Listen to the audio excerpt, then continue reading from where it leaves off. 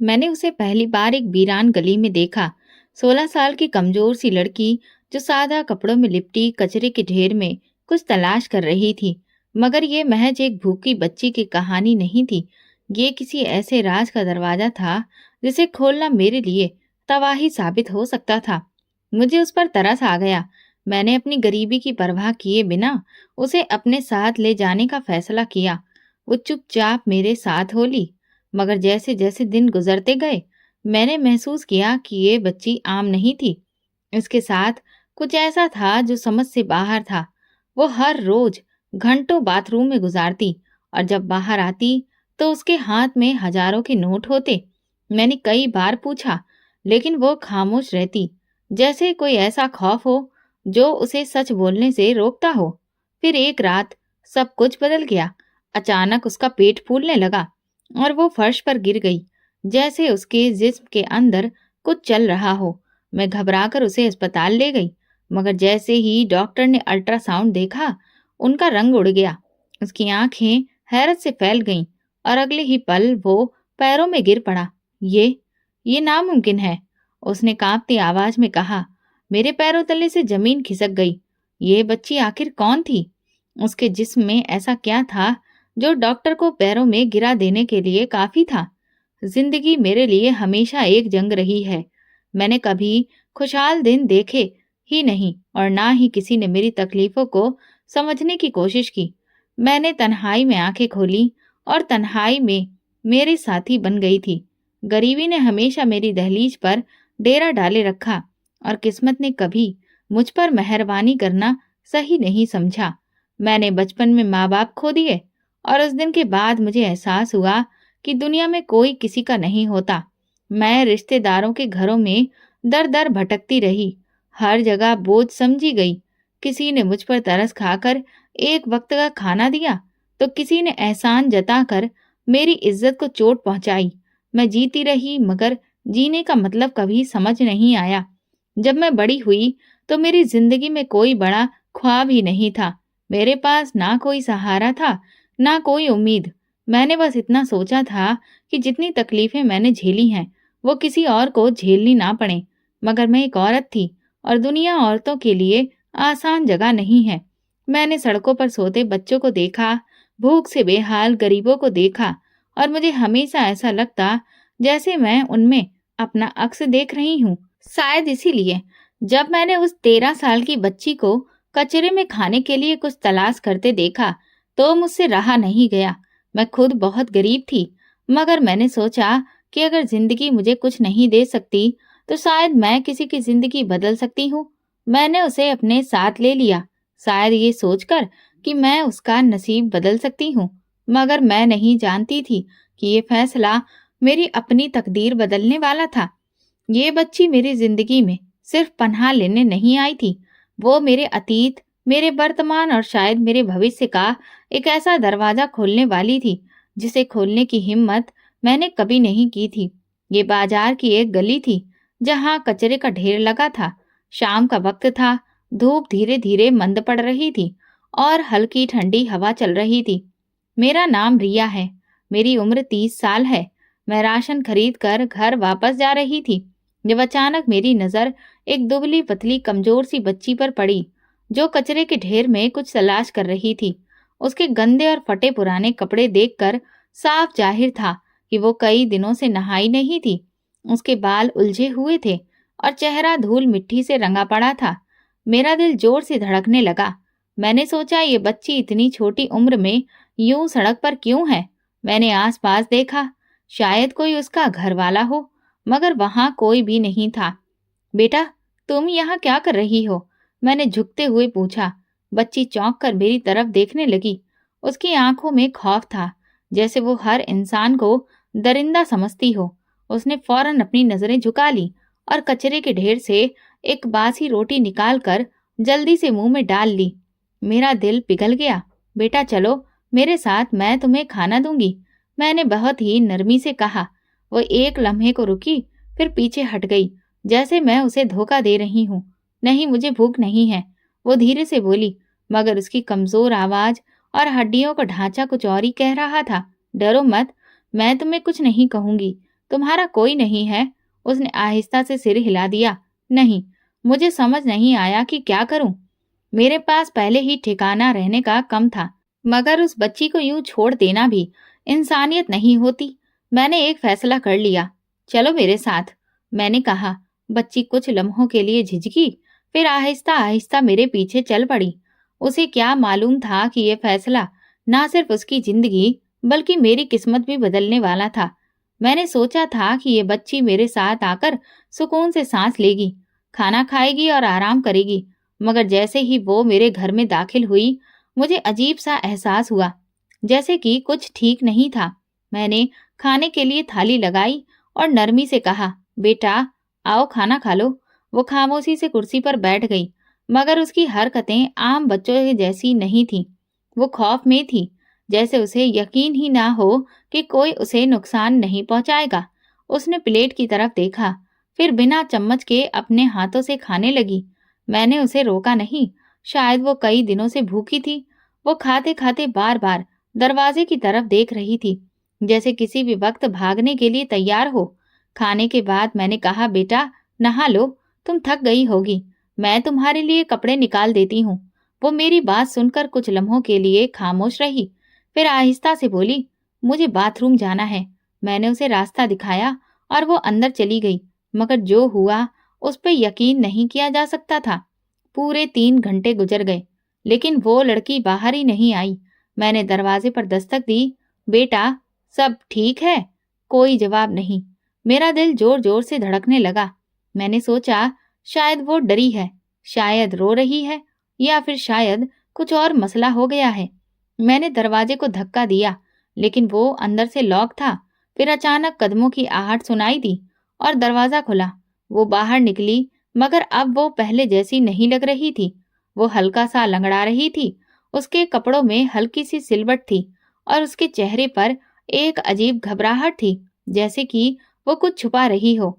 मगर सबसे ज्यादा हैरान करने वाली बात ये थी कि उसके हाथों में नोटों की गड्डी थी। ये पैसे कहाँ से आए? मैंने हैरत से पूछा। वो चौंक गई और फौरन पैसे छुपाने लगी। ये मेरे हैं, वो मध्यम आवाज में बोली। मगर एक भूख से बेहाल सड़कों पर फिरने वाली बच्ची के पास इतनी रकम कहाँ से आई? मुझे एहसास हो गया था कि कुछ गड़बड़ है। बेटा बताओ, ये पैसे कहाँ से आए? मैंने सख्ती से पूछा, मगर उसने नजरें झुका ली, जैसे किसी जुर्म में पकड़ी गई हो। ये मेरे हैं, उसने फिर धीरे से कहा। लेकिन तुम तो अनाथ हो, कचरे से खाना उठा रही थी, फिर इतने पैसे कहाँ से आए? इस बार वो खामोश रही। उसकी आंखों में अजीब खौफ था, जैसे अगर उसने सच बोला तो कुछ बहुत बुरा हो जाएगा। मेरे दिमाग में तरह तरह के ख्याल आने लगे।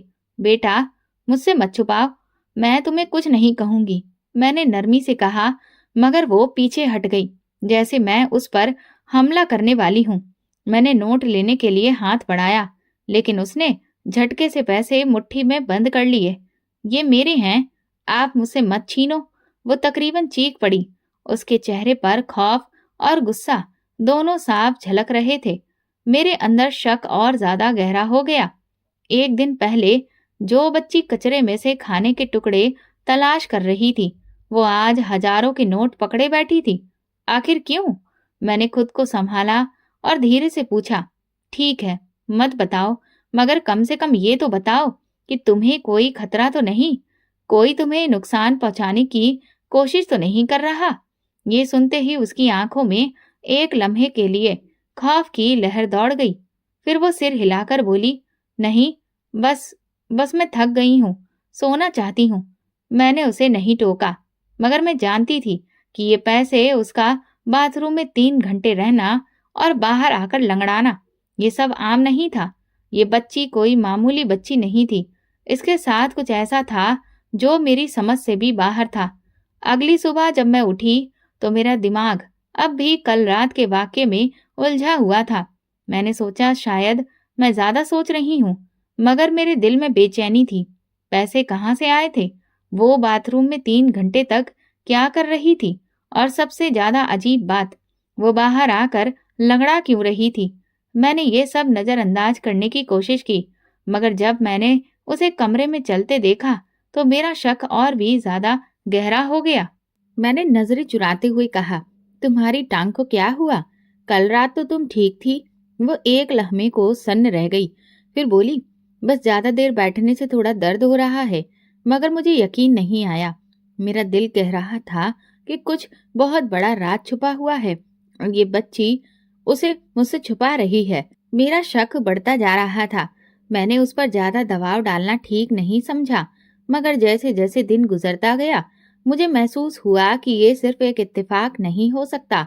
हर रोज वो बाथरूम में जाकर घंटों बंद रहती और जब बाहर आती उसके हाथ में हमेशा पैसे होते। पहले चंद नोट थे, फिर सैकड़ों और अब हजारों रुपए निकलने लगे थे। ये सब कुछ मुझे उलझा रहा था। ये पैसे कहाँ से आ रहे थे? मैंने आखिर फैसला कर लिया कि मैं इसका राज जान कर रहूंगी। बेटा, मैं आज बाजार जा रही हूँ, थोड़ी देर में वापस आऊंगी।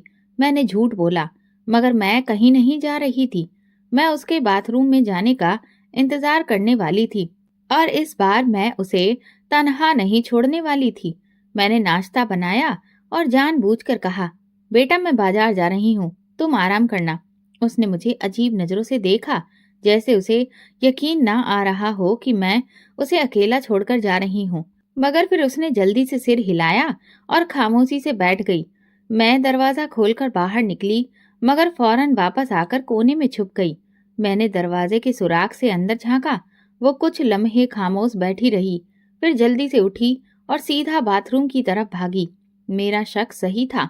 अब बस मुझे इंतजार करना था कि बाथरूम में क्या हो रहा था।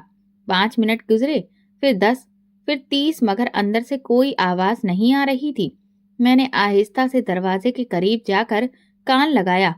अंदर फुसफुसाहट जैसी आवाज आ रही थी, जैसे कोई किसी से बात कर रहा हो, मगर वो अंदर अकेली थी। मेरे रोंगटे खड़े हो गए। क्या अंदर कोई और था या फिर ये सिर्फ मेरी सोच थी? मैंने हिम्मत करके दरवाजे के नीचे से झांकने की कोशिश की, मगर कुछ नजर नहीं आया।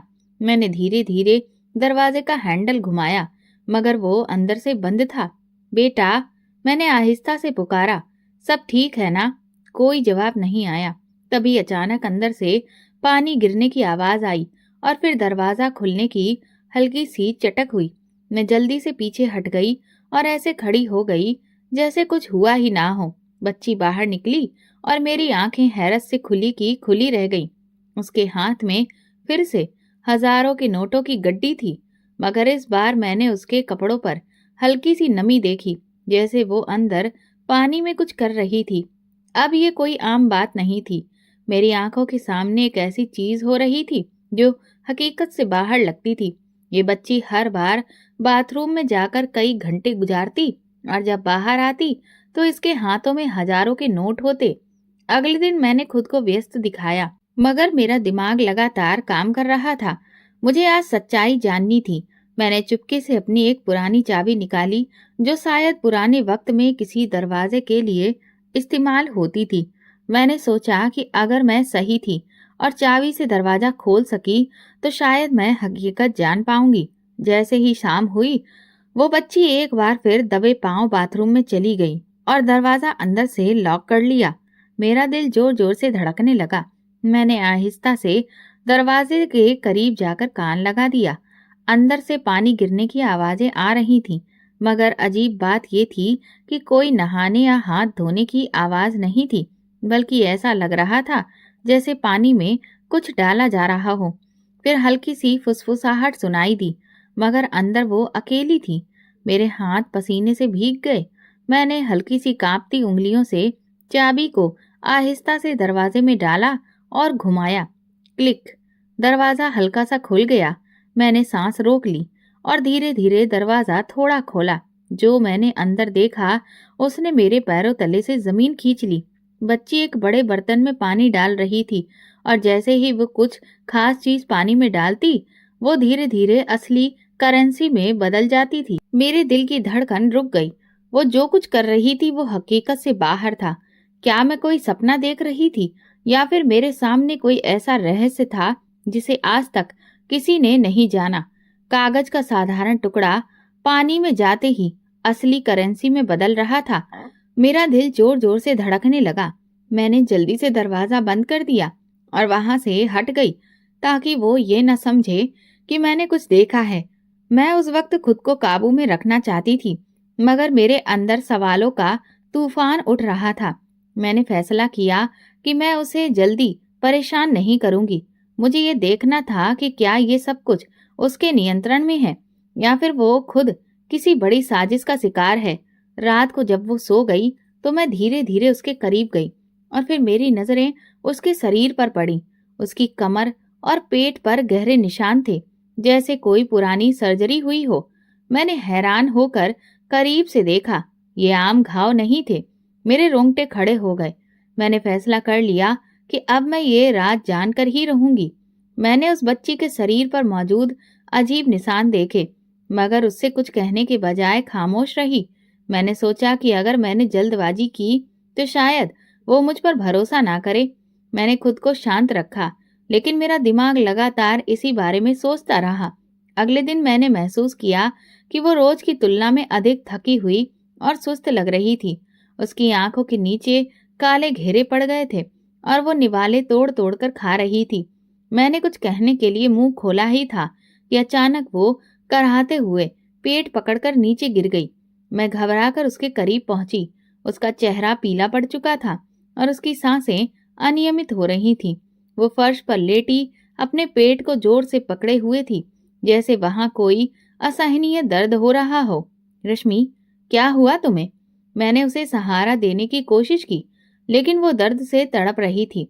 पसीने की बूंदें उसकी पेशानी पर चमक रही थीं। उसकी आंखें बंद हो रही थीं और ऐसा लग रहा था जैसे वो किसी भी वक्त बेहोश हो जाएगी।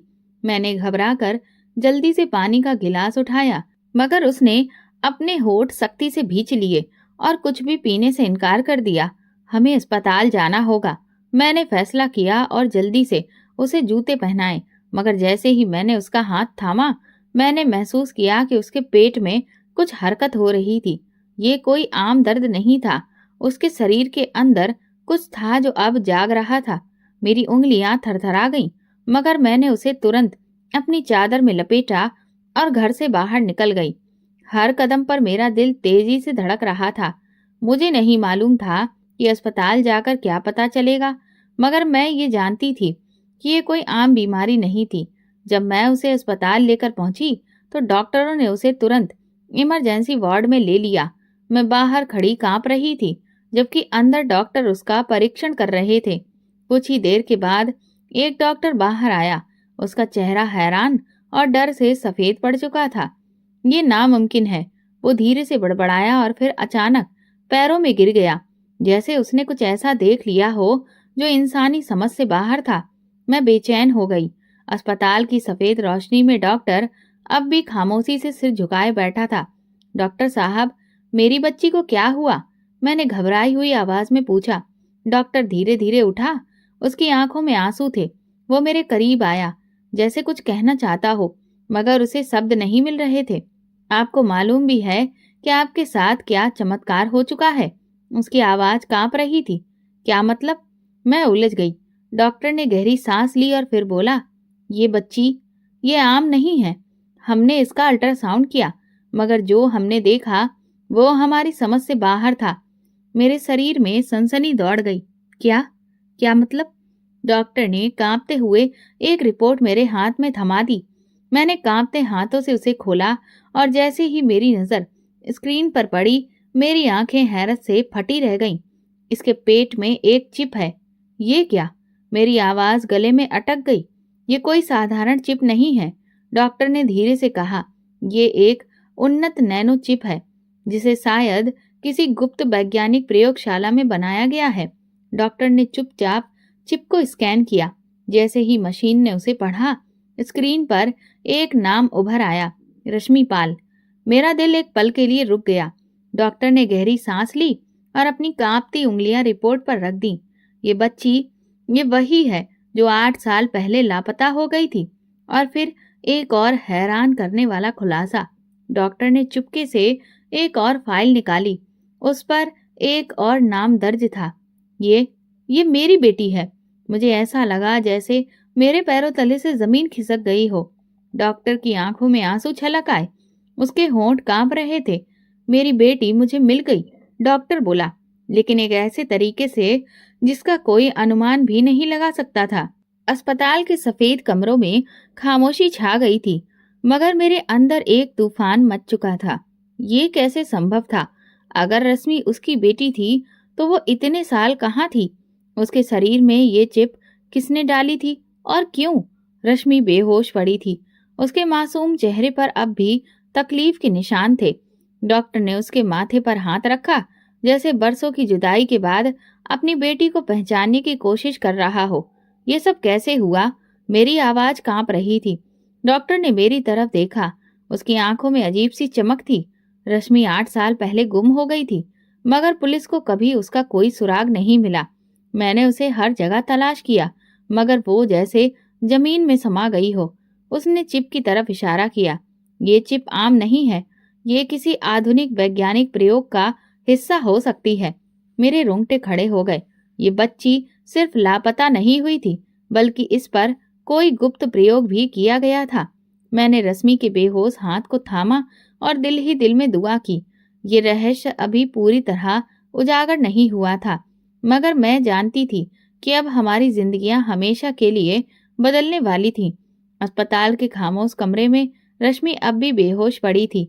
डॉक्टर एक तरफ चुपचाप बैठा था। उसके हाथ में रश्मि की रिपोर्ट्स थी, मगर उसकी नजरें बार बार अपनी बेटी के चेहरे पर जा रही थी, जैसे वो इस सच्चाई को स्वीकार करने के लिए खुद को तैयार कर रहा हो। मैं दरवाजे के पास बैठी थी, मगर मेरा दिमाग लगातार उलझा हुआ था। ये बच्ची जिसे मैंने एक अनाथ समझकर अपना लिया था, असल में एक गुमशुदा रहस्य थी। अचानक रश्मि के होंठ हिले। वो धीमी आवाज में कुछ बड़बड़ाने लगी। मैं और डॉक्टर तुरंत उसके करीब पहुंचे। मुझे वहां वापस नहीं जाना, रश्मि ने नींद में फुसफुसाया। उसके माथे पर पसीने की नन्ही बूंदें उभर आईं। डॉक्टर ने हैरत से मेरी तरफ देखा। कहाँ? रश्मि, तुम किस जगह की बात कर रही हो?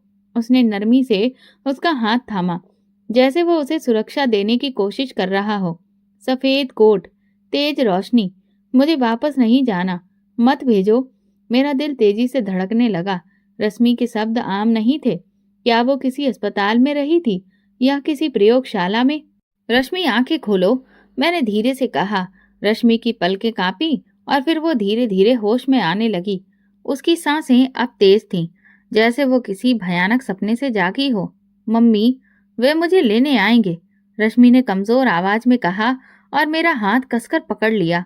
मैंने हैरत से डॉक्टर की तरफ देखा। वे कौन? डॉक्टर ने गहरी सांस ली। मुझे लगता है कि रश्मि को धीरे धीरे सब कुछ याद आ रहा है, मगर हम नहीं जानते कि ये यादें किस हद तक खतरनाक हैं। मैंने रश्मि के चेहरे को ध्यान से देखा। उसकी आंखों में अभी भी वही डर था, जैसे वो किसी अनकहे अतीत से गुजर चुकी हो। ये सिर्फ एक आम लापता होने का मामला नहीं था, ये कुछ और था, कुछ ऐसा जो अभी पूरी तरह से सामने नहीं आया था। और शायद जब ये पूरी सच्चाई सामने आएगी, तब हम सबकी जिंदगियां बदल चुकी होंगी।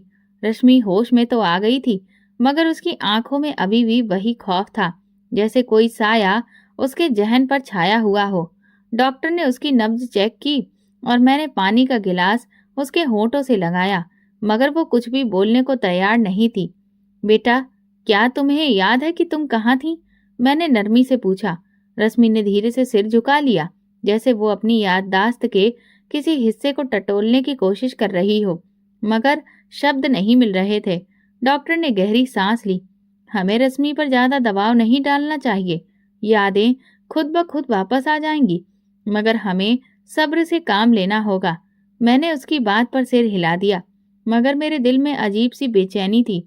मुझे महसूस हो रहा था कि रश्मि को सिर्फ वक्त की जरूरत नहीं थी, बल्कि उसे किसी ऐसे शख्स की जरूरत थी जो उसके डर को समझ सके। अगली सुबह जब मैं नाश्ता लेने के लिए अस्पताल की कैंटीन की तरफ जा रही थी, मैंने महसूस किया कि कुछ नर्सें आपस में रश्मि के बारे में फुसफुसा रही थीं। वो बच्ची कहाँ से आई है पता नहीं, मगर मैंने सुना है कि डॉक्टर पाल उसे बहुत गंभीरता से ले रहे हैं, जैसे वे उसे पहले से जानते हों। और तुम्हें पता है, एक अजनबी आदमी भी आया था। रश्मि के बारे में पूछ रहा था। ये सुनते ही मेरे कदम वहीं रुक गए। कोई रश्मि के बारे में क्यों पूछ रहा था? मैंने तुरंत इधर उधर देखा, मगर कुछ असामान्य नजर नहीं आया। मगर मेरे अंदर एक अजीब सा एहसास जाग चुका था। ये सब आम नहीं था। कोई था जो रश्मि पर नजर रखे हुए था। जब मैं वापस रश्मि के कमरे में गई तो मैंने अंदर से दरवाजा बंद कर लिया। डॉक्टर साहब, हमें रश्मि को यहाँ से ले जाना होगा। मेरी आवाज कांप रही थी। क्या हुआ? डॉक्टर ने हैरानी से पूछा। कोई अस्पताल में इसके बारे में पूछ रहा था। ये खतरनाक हो सकता है। डॉक्टर के चेहरे पर तनाव छा गया। वो कुछ पल के लिए खामोश रहा, फिर धीरे से बोला, ठीक है, हमें रश्मि को किसी सुरक्षित जगह पर ले जाना होगा। अब हम एक ऐसे सफर पर निकलने वाले थे जहां हर कदम पर खतरा था। कोई हमारी हरकत पर नजर जमाए हुए था। हमने जल्दी से अस्पताल को छोड़ने की तैयारी की। डॉक्टर ने अपनी गाड़ी निकाली और मैंने रश्मि को आराम से कंबल में लपेट दिया। वो अब भी कमजोर थी, मगर उसकी आंखों में एक अनजाना सा डर तैर रहा था। बेटा, हम कहीं जा रहे हैं, मगर तुम बिल्कुल सुरक्षित हो, ठीक है? मैंने नरमी से कहा। रश्मि ने कोई जवाब नहीं दिया, बस खामोशी से गाड़ी की खिड़की से बाहर देखती रही। मैंने डॉक्टर की तरफ देखा। उसकी पेशानी पर पसीने की नन्ही बूंदें चमक रही थी। ये पहला मौका था जब मैंने उसे इतना परेशान देखा। गाड़ी सुनसान रास्तों पर दौड़ रही थी। शहर की रौनकें पीछे छूटती जा रही थीं और हम जंगल के करीब पहुंच चुके थे। डॉक्टर के एक करीबी दोस्त का फार्म हाउस यहाँ मौजूद था, जो सालों से खाली था। यही वो जगह थी जहां हमें कुछ समय के लिए छिपना था। फार्म हाउस पहुंचकर मैंने रश्मि को बिस्तर पर लिटाया और डॉक्टर ने दरवाजे और खिड़कियां जांची, ताकि ये सुनिश्चित किया जा सके कि कोई हमारा पीछा तो नहीं कर रहा। यहाँ कुछ दिन रुकना होगा, डॉक्टर ने धीरे से कहा, जब तक हमें ये पता न चल जाए कि असल में हमारे पीछे कौन है। रात के किसी पहर अचानक रश्मि की तरफ से मध्यम बड़बड़ाहट की आवाज आई। मैंने चौंक कर उसकी तरफ देखा। वो नींद में कुछ बड़बड़ा रही थी, जैसे किसी ख्वाब में डूबी हो। मुझे बंद मत करो, मुझे जाने दो।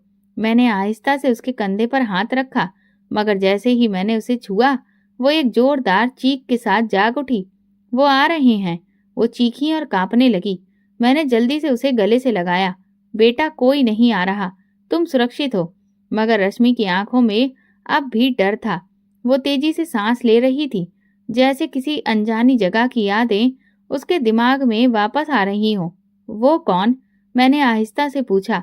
रश्मि ने हिचकियों के बीच कहा, वो सफेद कोट वाले लोग जो मुझे सोने नहीं देते थे। मेरा दिल दहल गया। ये बच्ची किसी आम अपराधी के चुंगल में नहीं थी, बल्कि किसी बड़ी और रहस्यमयी संस्था के हाथों में रही थी। रश्मि की डरी हुई आंखें अभी तक खुली थीं और उसकी सांसें बेतरतीब हो रही थीं। मैंने जल्दी से उसे दिलासा दिया, मगर मेरे अंदर भी एक अजीब सा डर समा चुका था। सफेद कोट वाले लोग। मैंने डॉक्टर की तरफ देखा, जो अब गंभीरता से रश्मि को देख रहा था। ये कौन लोग हो सकते हैं? डॉक्टर ने धीरे से कहा, यह कोई आम मामला नहीं लगता। रश्मि की गुमशुदगी एक साधारण घटना नहीं है, ये कुछ और ही है। अगले दिन जब रश्मि गहरी नींद में थी, डॉक्टर ने उसका पूरी तरह से मेडिकल परीक्षण करने का फैसला किया। उसकी सेहत पहले से बेहतर हो रही थी, मगर वो अब भी कमजोर लग रही थी। मैं रश्मि का कुछ और मेडिकल परीक्षण करना चाहता हूँ, डॉक्टर ने धीरे से कहा। शायद हमें कुछ ऐसे सुराग मिल जाएं जो उसके अतीत के बारे में और अधिक स्पष्टता दे सकें। मैंने सहमति में सिर हिलाया। हमें रश्मि के रहस्य को सुलझाना ही था। जब डॉक्टर ने रश्मि की त्वचा का निरीक्षण किया तो हम दोनों हैरान रह गए। रश्मि की त्वचा आम बच्चों की तरह नहीं थी। जैसे ही डॉक्टर ने उसके बाजू पर रोशनी डाली, एक हल्का नीला निशान चमक उठा, जो सामान्य रोशनी में दिखाई नहीं देता था। ये क्या है? मैंने हैरानी से पूछा। डॉक्टर ने गौर से निशान को देखा और धीरे से कहा, ये कोई आम निशान नहीं है। ये किसी खास रसायन की प्रतिक्रिया लगती है, जो रोशनी या किसी विशेष तापमान में प्रकट होती है। मेरी आंखें हैरत से फैल गईं। ये मुमकिन नहीं। क्या रश्मि पर कोई प्रयोग किया गया था? मेरी आवाज कांप रही थी। डॉक्टर खामोश था। उसकी आंखों में कुछ ऐसा था जो वो कह नहीं पा रहा था। ये सब एक साधारण घटना नहीं थी। उसने आखिरकार कहा, रश्मि के शरीर में कुछ ऐसा है जो आम नहीं, और शायद यही वजह है कि वे लोग इसे दोबारा ले जाना चाहते हैं। मेरे शरीर में झुरझुरी दौड़ गई। रश्मि सिर्फ एक अनाथ बच्ची नहीं थी, वो किसी गहरे वैज्ञानिक रहस्य का हिस्सा थी, और जो भी ये रहस्य जानना चाहता था वो किसी भी कीमत पर रश्मि को वापस पाना चाहता था। रश्मि की त्वचा पर उभरने वाले रहस्यमयी निशान ने हमें और अधिक उलझन में डाल दिया था। ये सिर्फ एक आम गुमशुदगी का मामला नहीं था। रश्मि के साथ कुछ ऐसा हुआ था जो हमारी सोच से परे था।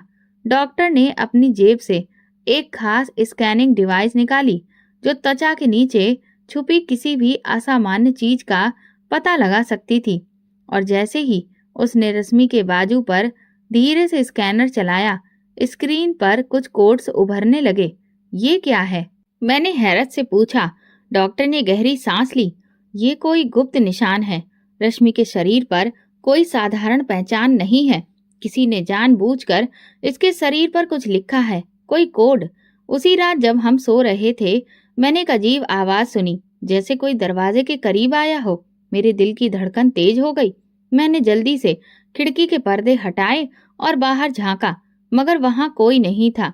लेकिन दरवाजे के सामने जमीन पर कुछ पड़ा हुआ था। मेरी सांसें रुक गईं, मेरे हाथ कांपने लगे। मैंने धीरे से दरवाजा खोला और लिफाफा उठाया।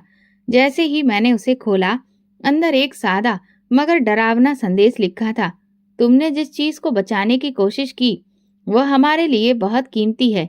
रश्मि को वापस कर दो, वरना अंजाम बुरा होगा। मेरी उंगलियां कांप गईं। डॉक्टर, मैंने घबराकर उसे आवाज दी।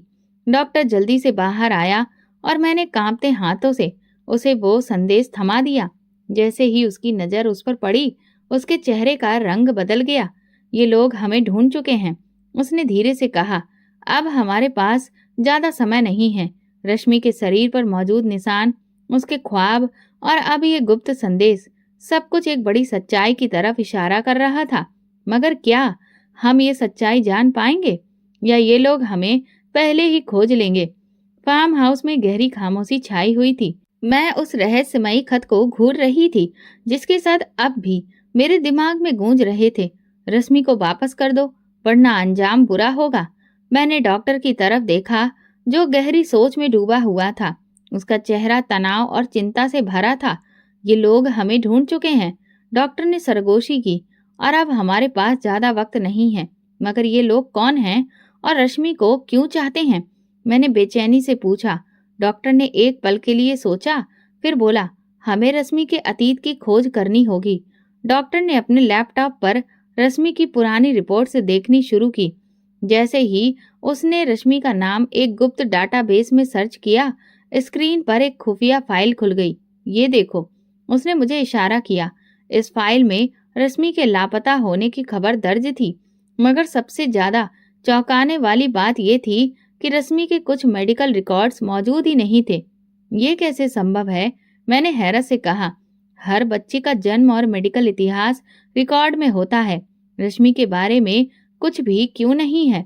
डॉक्टर ने गंभीरता से कहा, क्योंकि शायद किसी ने जानबूझकर इसकी पहचान मिटा दी है।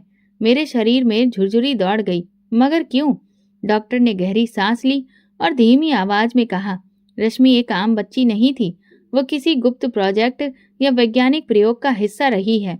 उसके शरीर में कुछ ऐसा है जो साधारण नहीं है, और यही वजह है कि ये लोग इसे वापस लेना चाहते हैं। क्या रश्मि एक गुप्त प्रयोग का शिकार थी? मैंने रश्मि की तरफ देखा, जो अभी भी गहरी नींद में थी। रात गहरी हो रही थी और फार्म हाउस की खिड़कियों से बाहर सिर्फ अंधेरा नजर आ रहा था।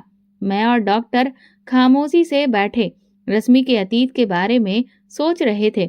ये सब कुछ किसी बड़ी सच्चाई की तरफ इशारा कर रहा था, मगर रश्मि की खोई हुई याददाश्त के बिना हम कुछ भी साबित नहीं कर सकते थे। डॉक्टर ने लैपटॉप बंद किया और गहरी सांस ली। हमें रश्मि को जबरदस्ती याद नहीं दिलानी चाहिए, लेकिन अगर वो खुद कुछ याद कर ले तो ये हमारे लिए सबसे बड़ी सफलता होगी। मैंने रश्मि की तरफ देखा, जो कमरे के कोने में बैठी खिड़की के बाहर देख रही थी। उसकी आंखों में डर और उलझन थी, जैसे वो कुछ याद करने की कोशिश कर रही हो, मगर कोई अनदेखी दीवार उसे रोक रही हो। रश्मि बेटा, तुम कुछ सोच रही हो? मैंने नरमी से पूछा। वो कुछ देर चुप रही, फिर धीरे से बोली, मुझे सपने आ रहे हैं, अजीबोगरीब सपने। मैं और डॉक्टर चौकन्ने हो गए। कैसे सपने बेटा? मैंने उसके पास जाकर पूछा। रश्मि ने अपनी उंगलियां मोड़ते हुए कहा, मैं एक जगह पर हूँ जहाँ बहुत सारी सफेद रोशनी है। वहाँ कुछ लोग हैं जो सफेद कोट पहने हुए हैं। वो मुझे कुछ इंजेक्शन देते हैं और फिर मेरी आंखों के सामने सब कुछ धुंधला हो जाता है। मेरा दिल तेजी से धड़कने लगा। डॉक्टर ने तुरंत पूछा, क्या तुम उन लोगों के चेहरे याद कर सकती हो या वो तुमसे क्या कह रहे थे? रश्मि ने आंखें बंद कर ली, जैसे वो अपनी यादों में कुछ खोज रही हो। फिर अचानक उसने आंखें खोली और घबराकर बोली, वो मेरा नाम लेकर पुकारते थे, मगर मेरा नाम रश्मि नहीं था। क्या? मैं हैरत से बोली। वो मुझे किसी और नाम से बुलाते थे।